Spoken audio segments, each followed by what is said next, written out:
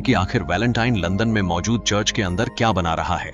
तभी अचानक से टॉम हेस्टर को एक निशान बनाकर दिखाता है और उसे याद करने को कहता है कि उसने ये निशान उस चीज पर देखा था या नहीं जो चीज वैलेंटाइन उसकी मां से छीन कर गया था। हेस्टर को वो निशान अभी याद था। अब हम देखते हैं कैथरीन और बेविस उस रास्ते से चर्च के अंदर पहुंच जाते हैं और छुपकर सब कुछ देखने लगते हैं। अब टॉम बताता है कि वैलेंटाइन के बनाए हुए खतरनाक हथियार को अब केवल एक ही चीज रोक सकती है, जिसका नाम है क्रैश ड्राइव। क्रैश ड्राइव एक छोटी सी चीज है जिससे उस हथियार को पूरी तरह बंद किया जा सकता है।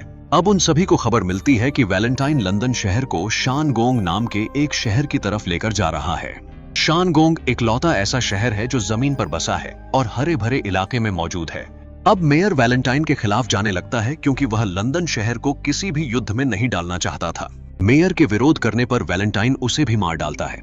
ये सब कैथरीन देख लेती है और उसे अपने बाप का असली चेहरा देखकर बेहद बुरा लगता है। अब टॉम और हेस्टर जहां रुके थे, अचानक से वहां की लाइट चली जाती है और लोगों की चीखने चिल्लाने की आवाजें आने लगती हैं। वहां श्राइक पहुंच चुका था। श्राइक वहां पहुंचते ही तबाही मचाना शुरू कर देता है। श्राइक हेस्टर के वादा न पूरा करने के कारण बेहद ज्यादा गुस्से में था। उसे रोकना मुश्किल हो रहा था। पूरे शहर में अफरा तफरी मच गई। सभी वहां से भागने लगे। अब हेस्टर और टॉम वहां से भागने की कोशिश कर रहे थे, मगर श्राइक अचानक से उनके सामने आ जाता है।